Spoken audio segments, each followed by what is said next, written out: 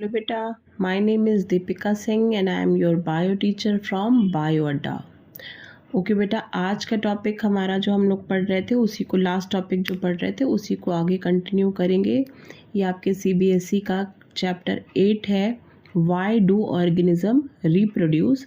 इसमें लास्ट में हमने पढ़ लिया था कि डेफिनेशन क्या है और why reproduction is compulsory for us, और इसके क्या इम्पोर्टेंस है, जो इनमें वेरिएशन होते हैं वो क्या है और क्यों ज़रूरी है।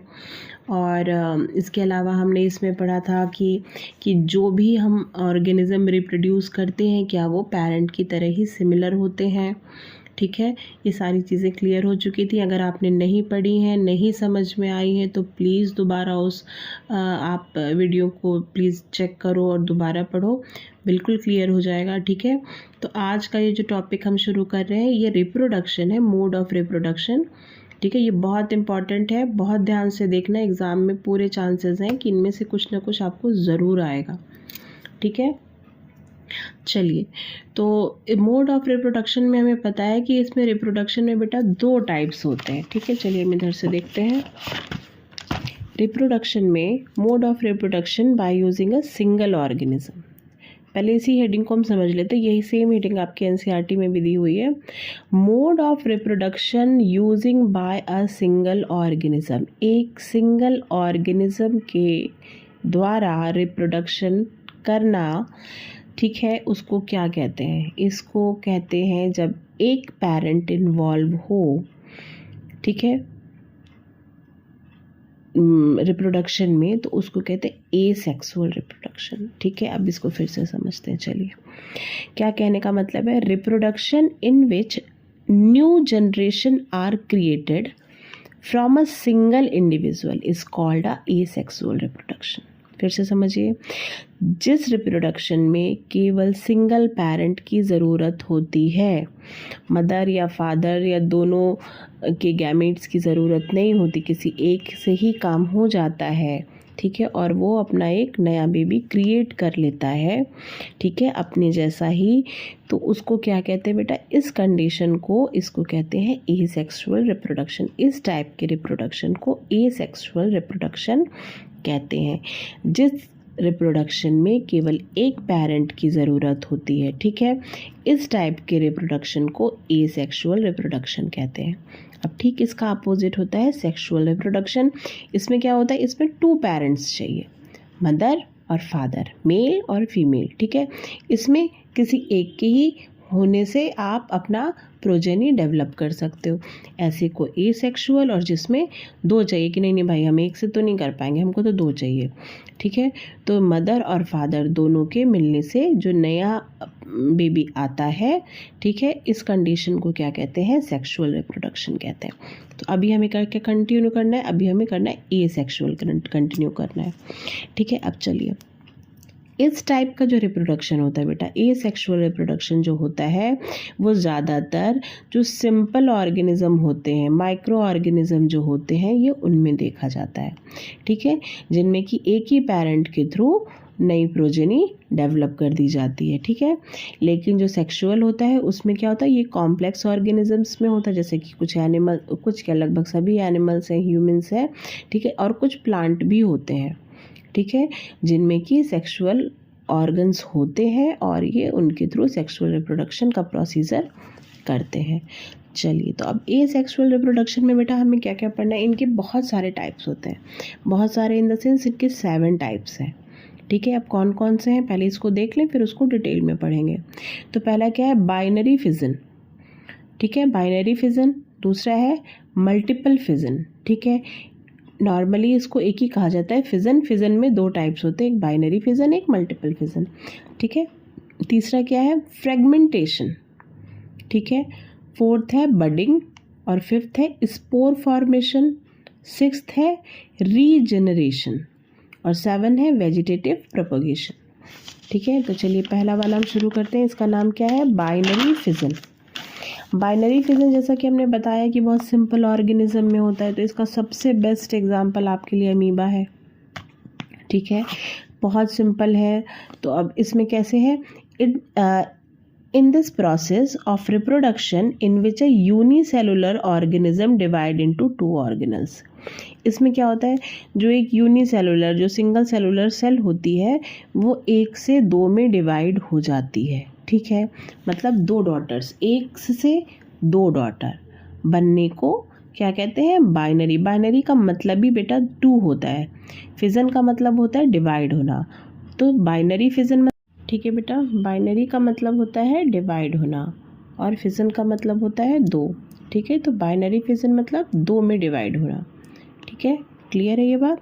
अब इसका एग्जाम्पल क्या क्या हो सकता है, इसका एग्जाम्पल सबसे अच्छा तो आप अमीबा बोल सकते हो, अमीबा है, पैरामीशियम है, कुछ बैक्टीरियाज हैं, प्रोटोजोआ है और लेशमानिया, ये सारे एग्जाम्पल। अच्छा, आप एग्जाम्पल इन सब चीज़ों के ज़रूर याद रखना, ठीक है, कि बाइनरी फिजन में कौन से एग्जाम्पल हैं, ठीक है। सबसे बेस्ट तो अमीबा है, पर पैरामीशियम भी है, लेशमानिया भी है, कुछ बैक्टीरियाज भी होते हैं, ये सारे इसके एग्जाम्पल है जिनमें इसी तरीके से बाइनरी फिजन होता है। चलिए, अब नेक्स्ट हमारा टॉपिक है, क्या है, नेक्स्ट हमारा है मल्टीपल फिजन। अभी हमने देखा बाइनरी मतलब दो, एक सेल से दो डॉटर सेल्स का बनना, ठीक है, इसको कहते हैं बाइनरी, और जब ये दो से ज़्यादा बनते हैं, ठीक है, तो इनको कहते हैं मल्टीपल फिजन।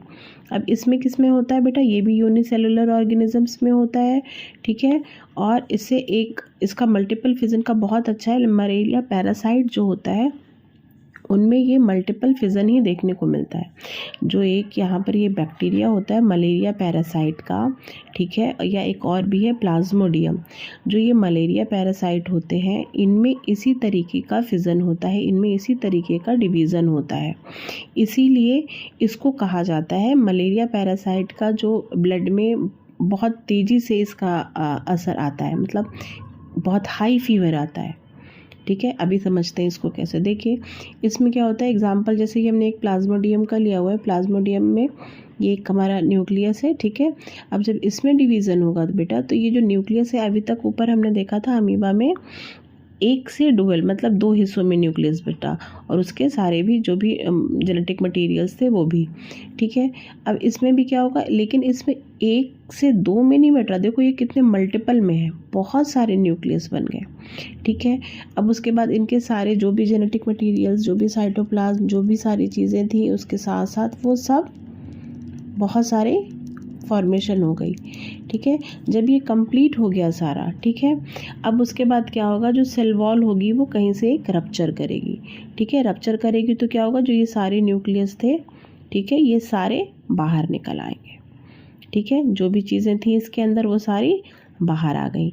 तो चूँकि ये बहुत सारी बाहर आती हैं, ठीक है, और ये कहाँ मिलेंगी, जैसे लीवर में होती है तो कहाँ होंगी, लीवर से जब बाहर आएंगी तो पूरे ब्लड में ये बहुत तेज़ी से फैलेंगी, और जिससे क्या होता है, जैसे कि मलेरिया पैरासाइट का है, ये इतनी तेज़ी से असर करती है कि बहुत हाई फीवर आता है, ठीक है। तो ये इसी कारण से होता है, जो कि ये बहुत सारे नंबर्स में होते हैं और ये बहुत जल्दी इसीलिए इफ़ेक्ट डालते हैं, ठीक है। तो ये हो गया हमारा, क्या हो गया, ये हो गया हमारा मल्टीपल फिजन। मल्टीपल फिजन का क्या मतलब है, मल्टीपल मतलब बहुत सारे, ठीक है, बहुत सारे जल्दी जल्दी मल्टीप्लाई करके बहुत सारे तेज़ी से ये बढ़ जाते हैं, ठीक है, अंदर बहुत जल्दी जल्दी मल्टीप्लाई इनमें होता है, इनमें लेकिन एक से दो में ही होगा। बाइनरी फिजन मतलब, बाइनरी मतलब टू, ठीक है, फिजन मतलब उनका डिवाइड करना, ठीक है, और ये मल्टीपल मतलब बहुत सारे जल्दी जल्दी मल्टीप्लाई हो जाते हैं, और फिजन मतलब बांटना। फिर क्या होता है, जब बहुत सारे ये बन गए तो इनकी वॉल क्या होगी, सेल वॉल रप्चर होगी और ये सारे बाहर निकल आएंगे, ठीक है।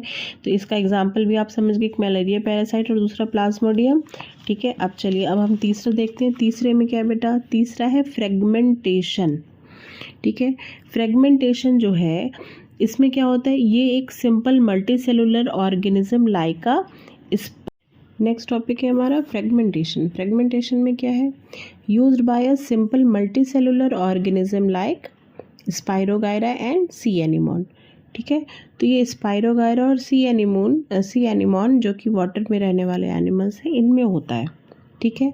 अब इसमें क्या होता है, मान लीजिए ये हमारा क्या है, स्पाइरोगायरा, स्पाइरोगायरा की सेल है, इनमें सेल डिवीज़न होगा, ठीक है, और इससे क्या हो रहा है, न्यू प्रोजेनी बननी है, मतलब सेम इनके जैसे वो जो डॉटर सेल्स हैं वो बननी है। अभी तक हमने क्या देखा था, जो हमने देखा था कि इनमें भी जो अमीबा में भी हमने देखा, जो सेल डिवीज़न हुई उससे क्या बना हुआ, सेम टू सेम अमीबा के जैसे ही 2 डॉटर सेल्स बनी, ठीक है। फिर इसमें मल्टीपल फिजन में भी क्या हुआ, जैसा कि प्लाज्मोडियम था सेम टू सेम ये वैसा ही जो एक ये अब जो इसमें रप्चर किया तो इसकी भी तो अपनी अपनी एक सेल वॉल होगी, ठीक है। जब ये पूरी फुल्ली डेवलप हो जाता है, जब न्यूक्लियस में बहुत सारे मल्टीपल डिवीज़न होते हैं, बहुत जल्दी जल्दी इसमें मल्टीपल डिवीज़न हुए, बहुत सारे न्यूक्लियस बने। अब ये न्यूक्लियस जब मैच्योर हो जाएंगे पूरे, ठीक है, जब ये बाहर रप्चर करके वॉल बाहर निकलेंगे तो इनके चारों तरफ भी एक एक अपना सेल वॉल होगा, ठीक है। तो ये सेम टू सेम जैसे कि ये मदर प्लाज्मोडियम था वैसे ही ये डॉटर प्लाज्मोडियम सारे एक अपने अपने इंडिविजुअल फॉर्म कर लेंगे, ठीक है। अब उसी तरह इसमें भी है, फ्रेगमेंटेशन में भी क्या होगा, जो ये मदर स्पाइरोगाइरा सेल है, अब इसमें क्या हुआ, मान लीजिए किसी कारण से ब्रेक हुआ, ठीक है, 2 अलग अलग पार्ट में आ गए, तो क्या ये अपना अलग बना लेगी? हाँ बिल्कुल। ये जो डॉटर है ये क्या करेगी, ये कुछ टाइम बाद धीरे धीरे इनमें सेल डिवीज़न होगा और डिवीज़न होकर ये क्या बनाएंगे, अपना एक पूरा fully mature spirogyra cell form कर लेंगे, ठीक है। तो ये सेम टू सेम मदर के जैसे ही फॉर्मेशन हो जाएगी, ये वाला अपना बना लेगा और ये वाला अपना, तो ये फर्स्ट डॉटर सेल और ये दूसरी डॉटर सेल ऑफ स्पाइरोगाइरा, ठीक है। इसमें इस तरीके से होगा। फ्रेगमेंटेशन में फिर से समझिए, फ्रेगमेंटेशन मतलब बीच में से टूटना, किसी भी कारण से अगर इस स्पाइरोगाइरा सेल को बीच में से ब्रेक कर दिया जाए या काट दिया जाए 2 या 3 या 4 पार्ट में, तो जो हर एक पार्ट है वो धीरे धीरे सेल डिवीज़न करके एक अपना नया fully form mature spirogyra daughter spirogyra बना लेगा, ठीक है। यही है बस इसमें फ्रेगमेंटेशन में मतलब तोड़ना, फ्रेगमेंट करना, उसको कई भागों में तोड़ देना, ठीक है। वो सेम टू सेम उसके सारे जेनेटिक मटेरियल्स, उसका न्यूक्लियस, जो भी चीज़ें हैं वो सारी same to same cell develop करके फॉर्मेशन अपना कर लेगा, ठीक है। चलिए नेक्स्ट देखते हैं। नेक्स्ट हमारा क्या है, नेक्स्ट है हमारा बडिंग, ठीक है। अब बडिंग में क्या होता है बेटा, बडिंग देखिए, budding is the process which again used by a simple multicellular organism like hydra and yeast, ठीक है। इसका बेस्ट एग्जाम्पल क्या है, हाइड्रा और यीस्ट। किसका एग्जाम्पल है ये, बडिंग का। ये बात ध्यान रखिएगा, आपको एग्जाम्पल ज़रूरी है याद रखना, जैसे कि अभी इसमें हमने बताया फ्रेगमेंटेशन का क्या क्या है, स्पाइरोगाइरा और सी एनिमॉल, ठीक है, ये इसके एग्जाम्पल हैं। बडिंग के लिए पूछेगा आपसे, बडिंग के लिए आप बताओगे हाइड्रा या यीस्ट, ठीक है। आपके में इसमें हाइड्रा का दिया हुआ है बुक में और यीस्ट का भी दिया है, पर डिटेल में हाइड्रा का दिया है, तो हम इसी से आगे कंटिन्यू करते हैं। बडिंग में क्या है बेटा, budding is the process which again used by a simple multicellular organism, ठीक है।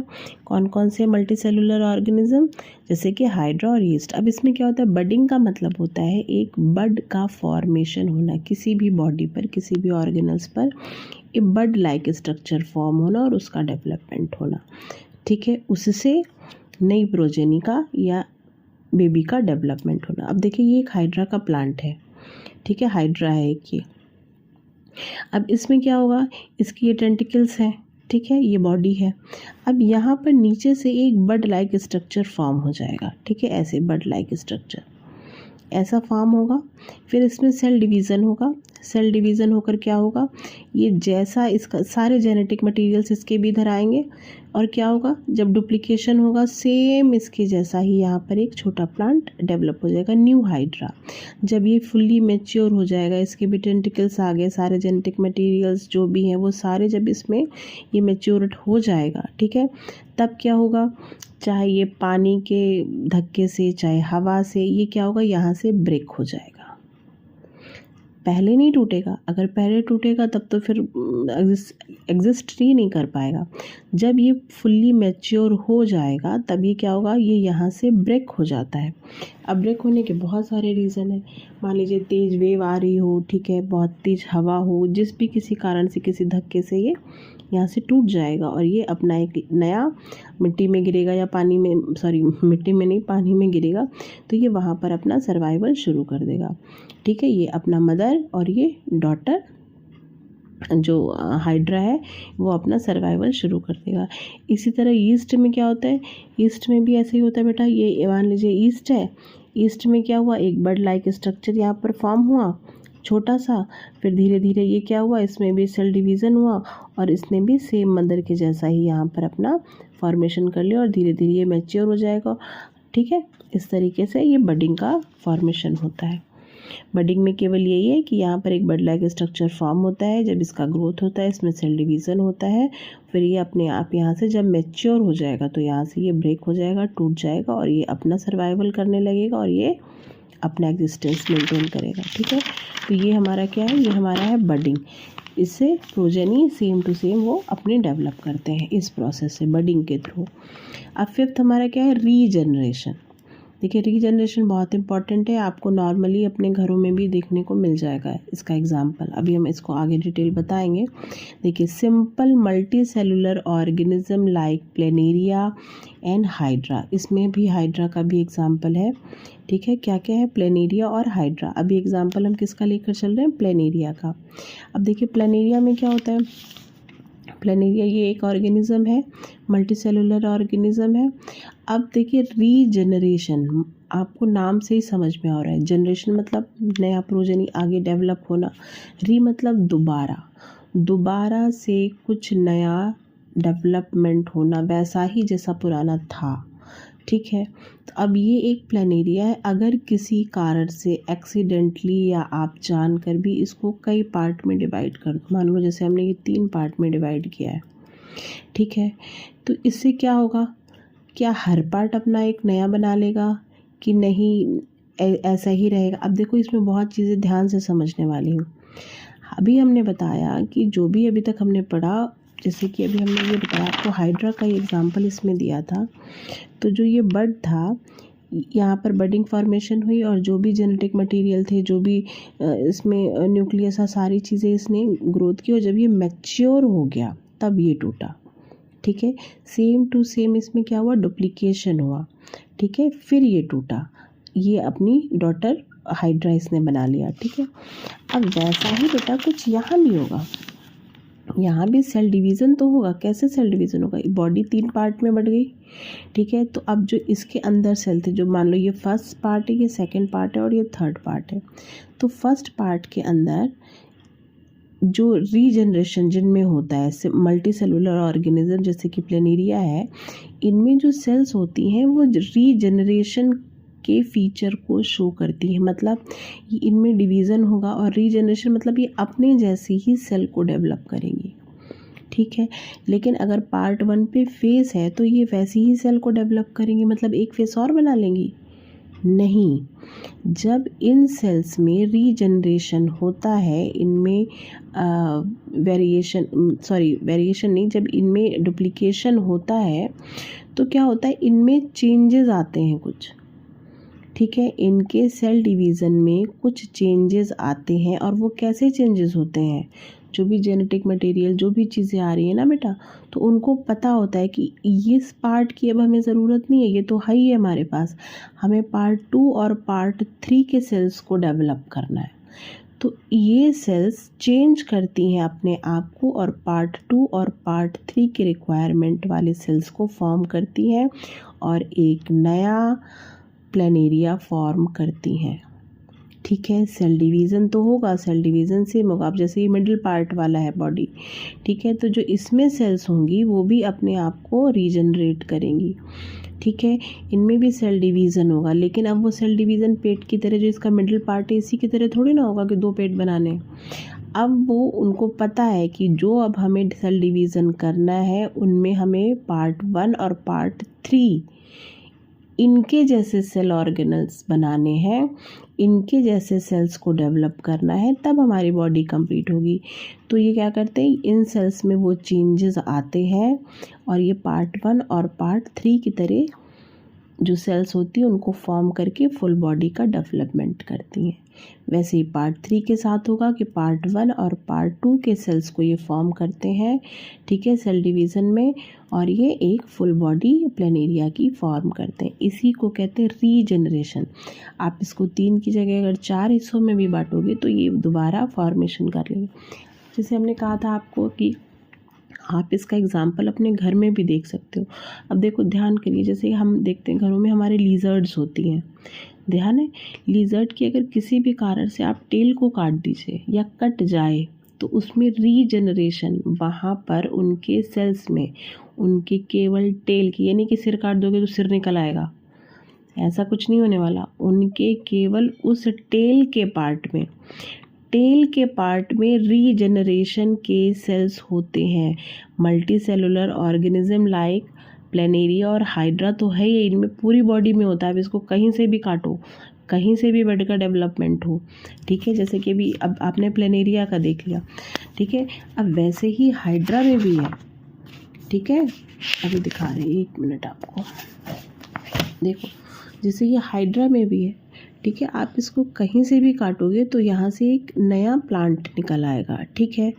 तो वही चीज़ कह रहे हैं, एग्जाम्पल के तौर पर जो हमने घर का देखा लीजर्ड की केवल टेल पार्ट में ये रीजनरेशन के सेल्स होते हैं, पूरी बॉडी में नहीं होते उसमें, ठीक है। ये मत सोच लेना कि एक छिपकली को मार दिया तो उसके जैसे डबल 2 ठो निकल आएगी उसकी पूंछ से भी, केवल टेल ही निकलेगी। लेकिन वो अब जो चीज़ कट गई, जो चीज़ है ही नहीं आपके पास, आप वैसा ही सेम टू सेम डेवलप कर लो तो regenerate.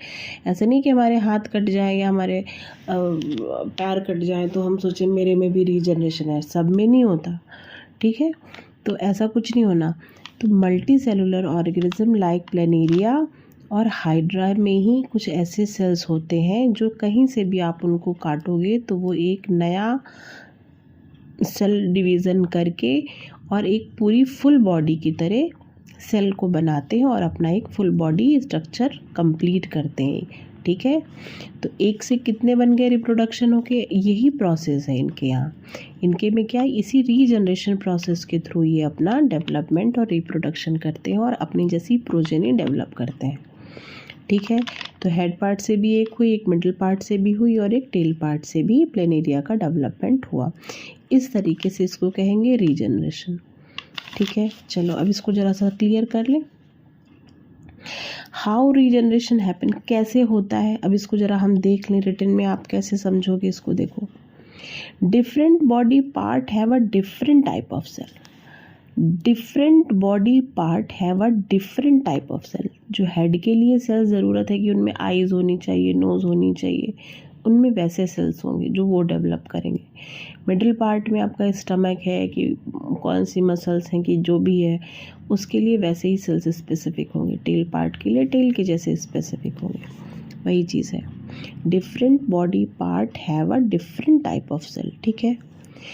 The existing cells undergo cell division to make new ones. Existing cells जो भी पार्ट है, मान लो ये हेड पार्ट है, तो जो हेड के एग्जिस्टिंग सेल्स हैं वो सेल डेवलपमेंट करेंगे, सेल को सेल डिवीज़न करेंगे, ठीक है। उनसे क्या करेंगे, वो एक नया प्रोजेनी बनाएंगे, एक नया प्लेनेरिया फॉर्मेशन करेंगे, ठीक है। The new cell create change their form so as to make a part 2 and part 3 of the body. जो ये नए सेल्स बन रहे हैं ये अपने आप को चेंज करेंगे, ठीक है। मान लो हमने पार्ट 1 के लिए बात की थी, तो पार्ट 1 में जो भी सेल डिवीज़न हो रहा है, जो होंगे डिवाइड होंगे, उनमें चेंज आएगा। पार्ट 2 और पार्ट 3 के लिए, पार्ट 2 और पार्ट 3 की तरह सेल बनाने के लिए उनमें चेंज आएगा और वे एक नया अपना प्लेनेरिया का फॉर्मेशन करेंगे, ठीक है। वैसे ही पार्ट 2 जो होगा पार्ट 1 और पार्ट 3 की तरह सेल डिवीज़न करेगा और एक नया प्रोजेनी बनाएगा। पार्ट 3 पार्ट 1 और पार्ट 2 की तरह सेल डिवीज़न करेगा और एक नया प्रोजेनी बनाएगा, ठीक है। But these can possible in complex animal और ह्यूमंस, ठीक है। इस तरीके के जो चेंजेस होते हैं रीजनरेशन के, कि जो सेल जो होता है वो सेल अपने आप को चेंज करने की जो प्रॉपर्टी होती है, ठीक है, ये जो प्रॉपर्टी है ये कॉम्प्लेक्स जो एनिमल्स हैं जैसे कि ह्यूमंस या कुछ हायर एनिमल्स जो हैं, हायर के सभी एनिमल्स हैं, उनमें ये प्रॉपर्टी नहीं होती है, ठीक है। जैसे एक एग्जांपल हमने दिया कि केवल जो लीजर्ड है उसके टेल में ये प्रॉपर्टी होती है, फुल बॉडी में नहीं होती, ठीक है। तो ये इस तरीके से काम करता है, ठीक है। क्या जो सेल होते हैं, सेल में चेंज होते हैं, जो ये सेल होता है जो चेंज होगा वो क्या बनाएंगे, टिश्यू बनाते हैं, और बहुत सारे टिश्यू मिलके क्या बनाते हैं, किसी ऑर्गन को बनाते हैं। तो जब सेल में चेंज होगा, वो जैसा चेंज करना चाहे, टेल फॉर्मेशन करनी है तो वहाँ पर कैसे टिश्यू फॉर्म होंगे, फिर टेल के टिश्यू फॉर्म होंगे, और जब टेल का टिश्यू फॉर्म होगा तो फिर टेल का फॉर्मेशन होगा, टेल ऑर्गन फॉर्मेशन होगी। क्लियर है? चलो अब हमारा नेक्स्ट कौन सा है बेटा, नेक्स्ट है हमारा वेजिटेटिव प्रोपोगेशन, ठीक है। वेजिटेटिव प्रोपोगेशन के बाद हम लोग पढ़ेंगे स्पोर फॉर्मेशन, ठीक है। पहले हम लोग देख रहे हैं वेजिटेटिव प्रोपोगेशन क्या है। अब देखिए वेजिटेटिव प्रोपोगेशन बेटा 2 टाइप्स के होते हैं, ठीक है। नेचुरल और आर्टिफिशियल, ये प्लांट में देखे जाते हैं, ठीक है। वेजिटेटिव प्रोपोगेशन जो होता है ये इम्पॉर्टेंट है, आप ध्यान से समझना इसको, ये प्लांट में ही पाए जाते हैं, ठीक है। एक होता है नेचुरल और एक होता है आर्टिफिशियल। अब देखिए समझते हैं इसको। आर्टिफिशियल कौन से होते हैं, आर्टिफिशियल में आपने जैसे आपके घर में लगा होगा कोई मनी प्लांट का पेड़ देखा है आपने, तो मनी प्लांट में क्या होता है, कहीं से भी उसको तोड़िए और किसी भी मिट्टी में या मिट्टी में आप उसको लगा दीजिए तो वहाँ से एक नया प्लांट डेवलप कर जाएगा। काफ़ी अगर आप उसको अच्छे से खाद पानी देते रहेंगे एक बहुत बड़ा प्लांट हो जाएगा, ठीक है। तो इसमें क्या होता है, इसमें आपने तोड़ा उसको, ह्यूमन का इंटरफेयर है, आपने तोड़ा और फिर उसको आपने लगाया, ये अपने आप नहीं हो रहा, ये नेचुरल नहीं हो रहा, इसलिए इसको आर्टिफिशियल की कैटेगरी में रखा गया है। क्लियर है? आर्टिफिशियल में 3 टाइप्स के होते हैं, कौन कौन से, एक होता है कटिंग, ठीक है, दूसरा होता है लेयरिंग और तीसरा होता है ग्राफ्टिंग, ठीक है। अभी हम इन तीनों को पढ़ेंगे, पहले आप समझ लीजिए। कटिंग में क्या होता है बेटा, जैसे अभी हमने मनी प्लांट का एग्जांपल दिया आपको कि आपने उसको तोड़ा और कहीं पर आपने उसको पुट कर दिया मिट्टी में, ठीक है। और एग्जांपल कटिंग का आप क्या कर सकते हो, कटिंग का जैसे रोज़ प्लांट होता है, आप उसकी जो स्टेम होती है उसको कट करो और जाकर उसको गमले में पोर करो और उसकी जो भी कंडीशन उसको चाहिए, ठीक है, अच्छे से खाद चाहिए, सनलाइट चाहिए, वाटर चाहिए, जो भी आप वो दोगे तो बहुत अच्छे से वो ग्रो कर जाएगा। तो ये सारे एग्जांपल किसके हो गए, कटिंग के हो गए। अब लेयरिंग क्या होती है बेटा, लेयरिंग में होता है, लेयरिंग में जैसे कि जैस्मिन का है या स्ट्रॉबेरी का प्लांट है या लेमन का प्लांट है, इन प्लांट्स में ये लेयरिंग का प्रोसीजर देखा जाता है। लेयरिंग में क्या होता है बेटा, लेयरिंग में एक प्लांट है, ये रूट है उसकी, ठीक है। अब इसमें बहुत सारी जो स्टेम्स होती हैं, स्टेम रूट्स होती हैं, ठीक है।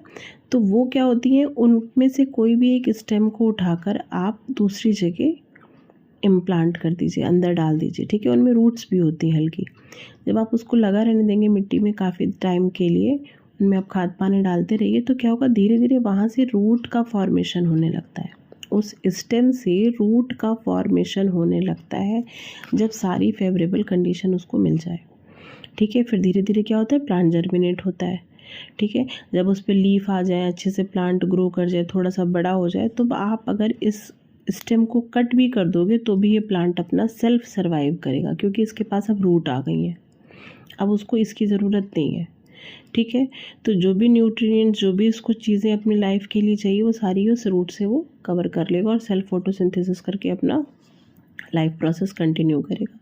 तो इस टाइप के जो भी वेजिटेटिव प्रोपोगेशन होते हैं वो लेयरिंग कहलाते हैं, और ये होते किस में, जैस्मिन, स्ट्रॉबेरी और लेमन के प्लांट्स में ज़्यादातर देखे जाते हैं, ठीक है। ये क्लियर है। कटिंग, कटिंग में मनी प्लांट है, रोज़ प्लांट है, टोमेटो है, ये सारी चीज़ें किस में आ गई, कटिंग में, ठीक है।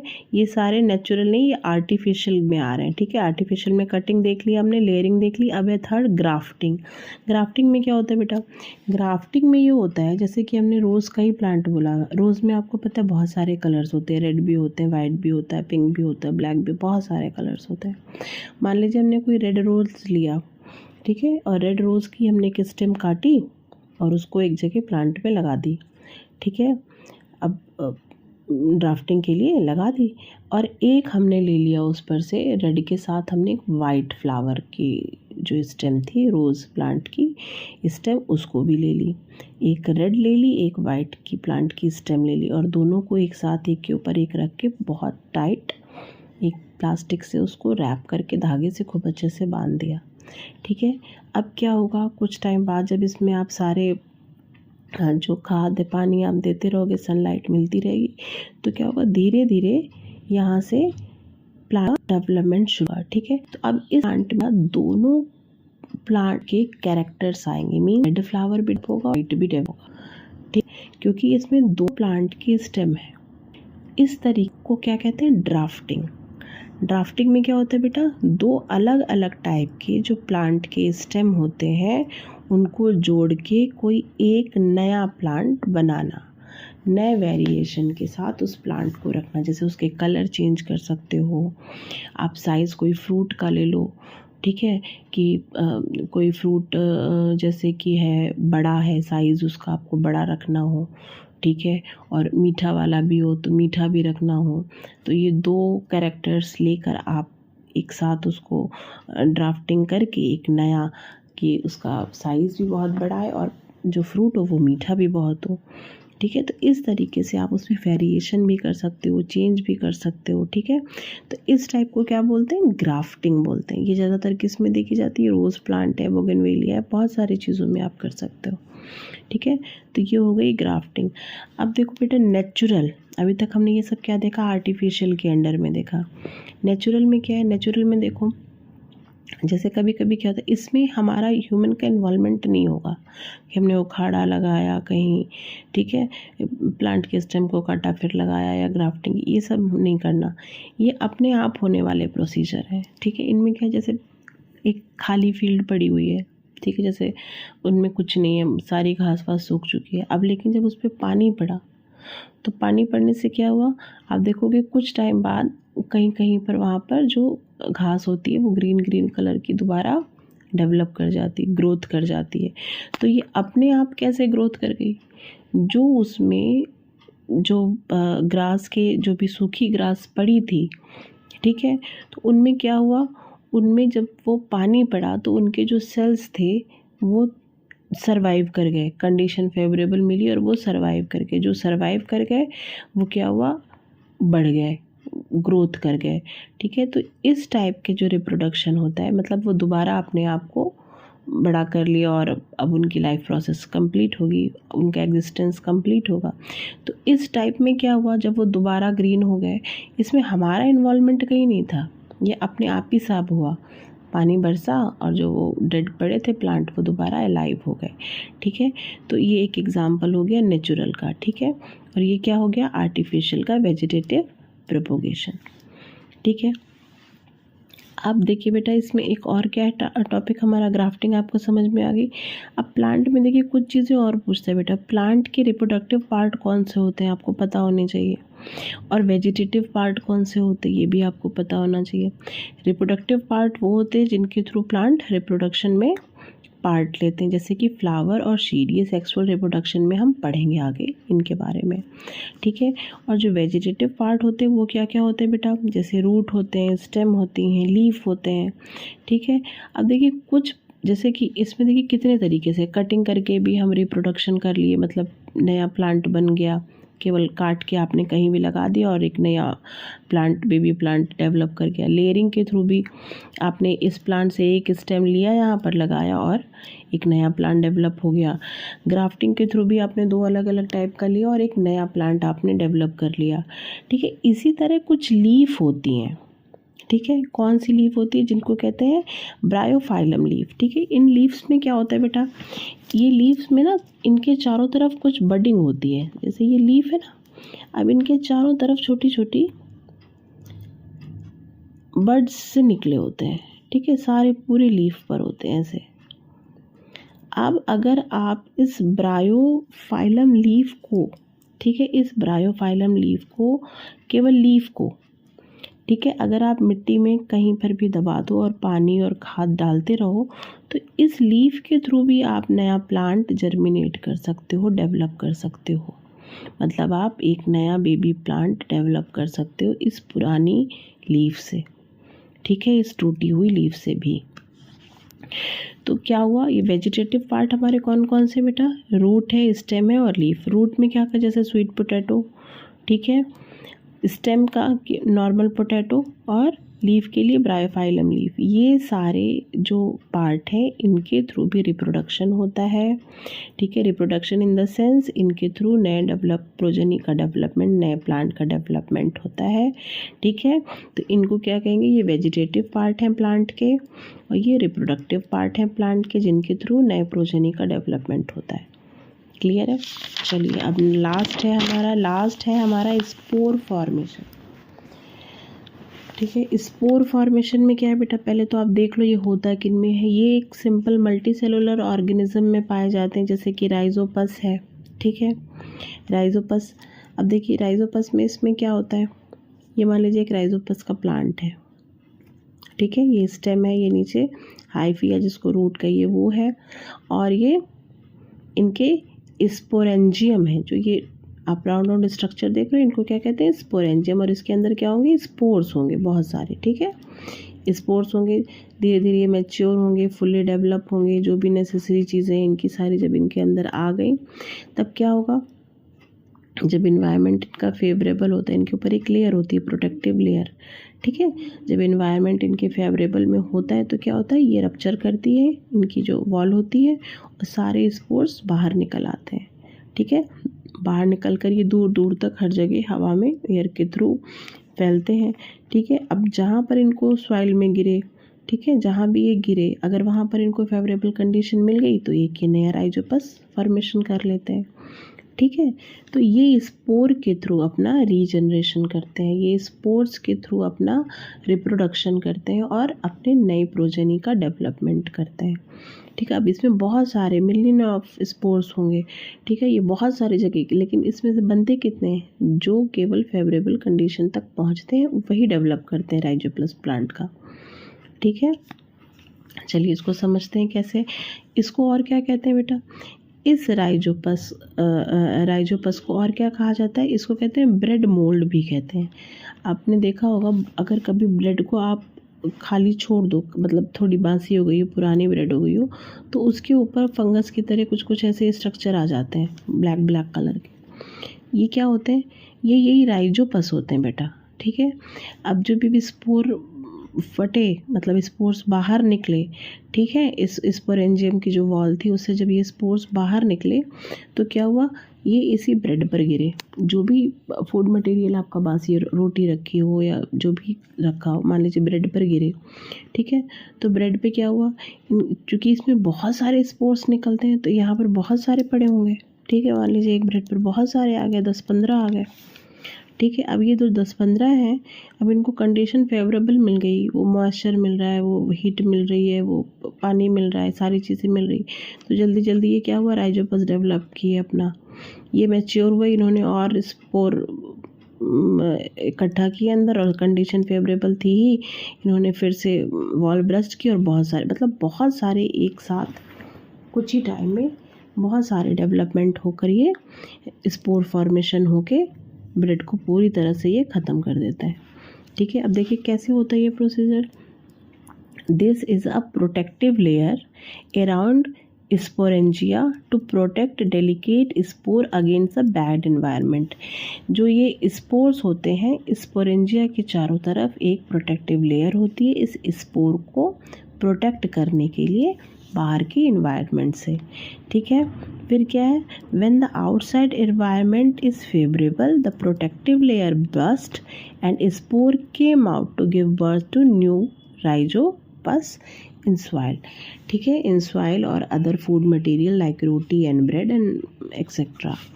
ठीक है बेटा, तो क्या होता है, अब वही प्रोसीजर बताया गया है कि जब ये रप्चर करते हैं, स्पोर्स बाहर निकलते हैं, अब ये आसपास जो भी इनके फूड मटेरियल्स पड़े होंगे ये उस पर गिरते हैं, वहाँ पे कंडीशन अगर फेवरेबल होती है तो ये अपना डेवलपमेंट करते हैं राइजोपस का, और फिर से ये मैच्योरिटी पर जाते हैं और स्पोर्स मैच्योर होने पर इनमें आ जाते हैं, फिर वो वॉल ब्रस्ट करती है और फिर वो डेवलप करते हैं। इसी तरह अगर आप बहुत दिन तक छोड़ दोगे तो पूरी तरह से ब्रेड ख़राब हो जाती है। ठीक है, तो इस तरीके से ये स्पोर फॉर्मेशन के थ्रू अपनी नई प्रोजेनी को डेवलप करते हैं।